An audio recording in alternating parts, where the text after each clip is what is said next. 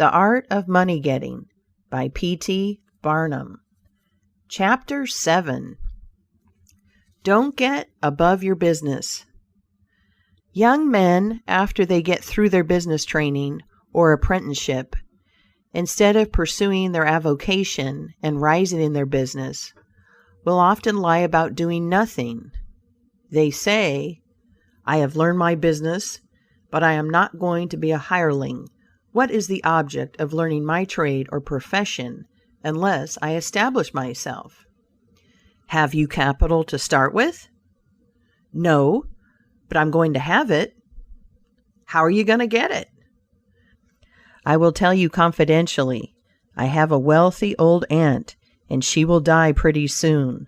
But if she does not, I expect to find some rich old man who will lend me a few thousands to give me a start. If I only get the money to start with, I will do well. There is no greater mistake than when a young man believes he will succeed with borrowed money. Why? Because every man's experience coincides with that of Mr. Astor, who said, it was more difficult for him to accumulate his first $1,000 than all the succeeding millions that made up his colossal fortune. Money is good for nothing unless you know the value of it by experience.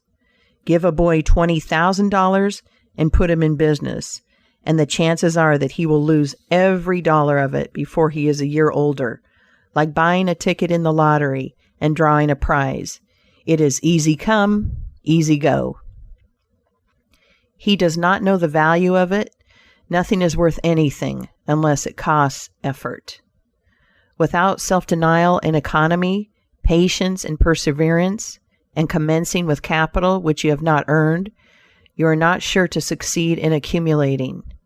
Young men, instead of waiting for dead man's shoes, should be up and doing, for there is no class of persons who are so unaccommodating in regard to dying as these rich old people, and it is fortunate for the expectant heirs that it is so. 9 out of 10 of the rich men of our country today started out in life as poor boys, with determined wills, industry, perseverance, economy, and good habits. They went on gradually, made their own money, and saved it, and this is the best way to acquire a fortune. Stephen Girard started life as a poor cabin boy and died worth $9 million. A.T. Stewart was a poor Irish boy, and he paid taxes on $1.5 million of income per year. John Jacob Astor was a poor farmer boy and died worth 20 millions. Cornelius Vanderbilt began life rowing a boat from Staten Island to New York. He presented our government with a steamship worth $1 million and died worth 50 million. There is no royal road to learning, says the proverb. I may say it is equally true. There is no royal road to wealth, but I think there is a royal road to both. The road to learning is a royal one, the road that enables the student to expand his intellect and add every day to his stock of knowledge, until in the pleasant process of intellectual growth he is able to solve the most profound problems, to count the stars, to analyze every atom of the globe, and to measure the firmament that is a regal highway, and it is the only road worth traveling. So, in regard to wealth, go on in confidence, study the rules, and above all things, study human nature, for the proper study of mankind is man, and you will find that while expanding the intellect and the muscles, your enlarged experience will enable you every day to accumulate more and more principle, which will increase itself by interest and otherwise, until you arrive at a state of independence. You will find, as a general thing, that the poor boys get rich and the rich boys get poor. For instance, a rich man at his decease leaves a large estate to his family. His eldest sons, who have helped him earn his fortune, know by experience the value of money, and they take their inheritance and add to it. The separate portions of the young children are placed at interest, and the little fellows are patted on the head and told a dozen times a day, "You are rich. You will never have to work. You can always have whatever you wish, for you were born with a golden spoon in your mouth." The young heir soon finds out what that means. He has the finest dresses and playthings. He is crammed with sugar candies and almost killed with kindness. And he passes from school to school, petted and flattered. He becomes arrogant and self-conceited, abuses his teachers, and carries everything with a high hand. He knows nothing of the real value of money, having never earned any, but he knows all about the golden spoon business. At college, he invites his poor fellow students to his room, where he wines and dines them. He is cajoled and caressed, and called a glorious good fellow, because he is so lavish of his money. He gives his game suppers, drives his fast horses, invites his chums to fetes and parties, determined to have lots of good times. He spends the night in frolics and debauchery, and leads off his companions with the familiar song, "We won't go home till morning." He gets them to join him in pulling down signs, taking gates from their hinges, and throwing them into backyards and horse ponds. If the police arrest them, he knocks them down, is taken to the lockup, and joyfully foots the bills.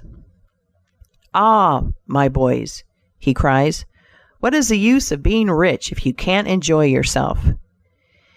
He might more truly say, if you can't make a fool of yourself, but he is fast, hates slow things, and doesn't see it.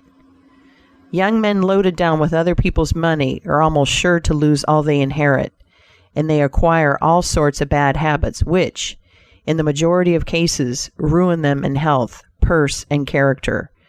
In this country, one generation follows another, and the poor of today are rich in the next generation or the third. Their experience leads them on, and they become rich, and they leave vast riches to their young children. These children, having been reared in luxury, are inexperienced and get poorer, and after long experience, another generation comes on and gathers up riches again in turn, and thus history repeats itself.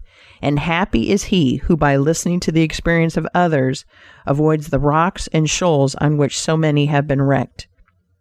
In England, the business makes the man. If a man in that country is a mechanic or working man, he is not recognized as a gentleman. On the occasion of my first appearance before Queen Victoria, the Duke of Wellington asked me what sphere in life General Tom Thumb's parents were in. "His father is a carpenter," I replied. "Oh, I had heard he was a gentleman," was the response of His Grace. In this republican country, the man makes the business. No matter whether he is a blacksmith, a shoemaker, a farmer, banker, or lawyer, so long as his business is legitimate, he may be a gentleman. So any legitimate business is a double blessing. It helps the man engaged in it and also helps others. The farmer supports his own family, but he also benefits the merchant or mechanic who needs the products of his farm. The tailor not only makes a living by his trade, but he also benefits the farmer, the clergyman, and others who cannot make their own clothing. But all these classes often may be gentlemen. The great ambition should be to excel all others engaged in the same occupation. The college student who was about graduating said to an old lawyer, "I have not yet decided which profession I will follow. Is your profession full?" "The basement is much crowded, but there is plenty of room upstairs," was the witty and truthful reply.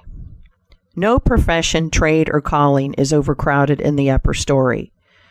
Wherever you find the most honest and intelligent merchant or banker, or the best lawyer, the best doctor, the best clergyman, the best shoemaker, carpenter, or anything else, that man is most sought for, and has always enough to do. As a nation, Americans are too superficial. They are striving to get rich quickly. They do not generally do their business as substantially and thoroughly as they should. But whoever excels all others in his own line, if his habits are good and his integrity undoubted, cannot fail to secure abundant patronage, and the wealth that naturally follows. Let your motto, then, always be Excelsior, for by living up to it there is no such word as fail. End of Chapter 7.